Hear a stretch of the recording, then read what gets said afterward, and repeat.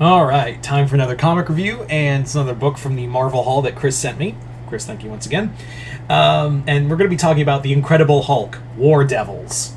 So, to catch everyone up, this is the second volume of Philip Kennedy Johnson's Incredible Hulk run. For those who kind of need a refresher on what's going on, basically after the events of Donny Cates' Hulk, the Hulk has been at war with Banner, justifiably for basically turning him into a ship and making his persona into an engine for that ship, and creating a monster called Titan. So the Hulk basically now is, every time he transforms, Banner starts to fade away with every transformation, and Hulk now makes sure that it hurts a lot. In doing so, Hulk basically Banner's been on the run and running from himself and trying to keep the Hulk from transforming and taking his body.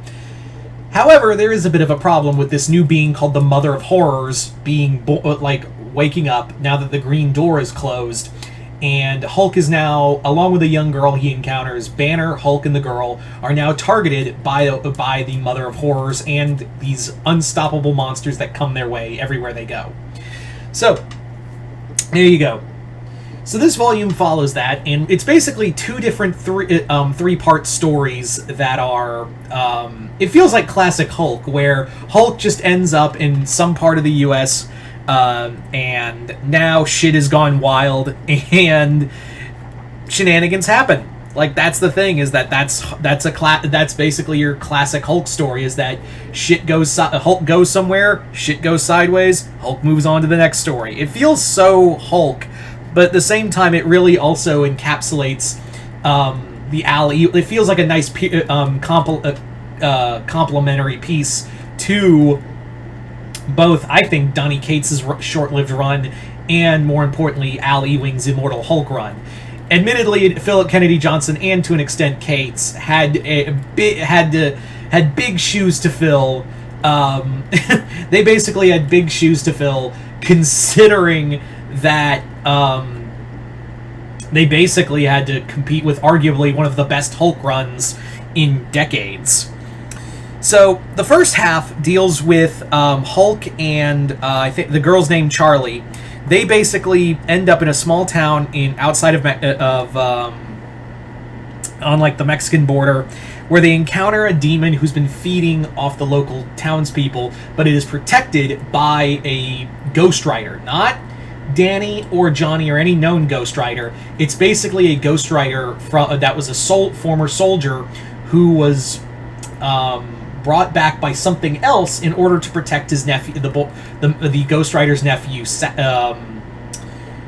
I forget the boy's name, but basically we have another message, another piece to this mystery, that Ghost Rider, whose name is Sal, Better Call Sal, and Sal basically explains that there was the Mother of Horrors called to me. She's calling to all monsters, but I resisted because another force needs the boy alive. So I'm wondering what that's all about. The second half deals with a being called Frozen Charlotte in New Orleans, and someone who's been to New Orleans, I really enjoy anything to do with New Orleans. So going to New Orleans and seeing all the little bits and pieces of Hulk and Charlie going through the cemeteries and Bourbon Street and all that, it really does make me feel nostalgic. And I was like, ooh, I've been there before. I sound like such a fucking tourist. But yeah, excuse me. Essentially, this comic is still a horror story. I mean, how Hulk transforms, it's not your typical ooh, Banner just grows green, gets big and green.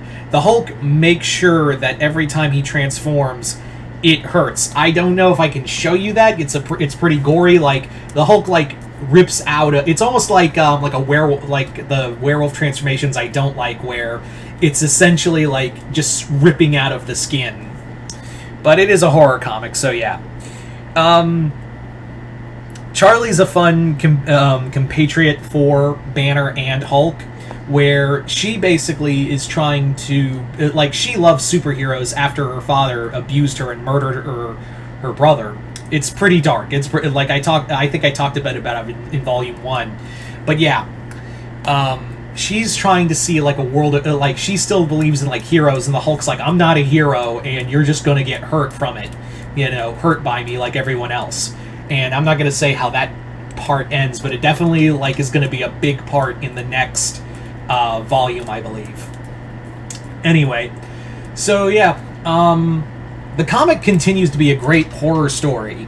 I've been really loving this. It just is brutal, it's dark, and it really does feel like Philip Kennedy Johnson. It also feels like he's been he's read a lot of EC comics, like Tales from the Crypt and whatnot. Because some of these monsters feel like something you'd hear in a story from Tales of the Crypt. But that's just me, though. Yeah, I once again highly recommend. I highly recommend the Incredible Hulk, Philip Kennedy Johnson's Incredible Hulk run. It's dark, it's brutal, and I think it's a great sequel to, it's a nice follow-up to Immortal Hulk. Although, is it better than Immortal Hulk? No, because that comic is, well, Immortal Hulk. How can you touch that? But I do think this is a neat, like a nice follow-up piece to that. Anyway, so there you go, guys. That is my review of Incredible Hulk Volume 2. You guys tell me in the comments below if you've read this. Let me know in the comments below what you guys thought of it. Other than that, hope you all enjoyed this. I'm Mr. Multiverse. I'll see you next time in the Multiverse.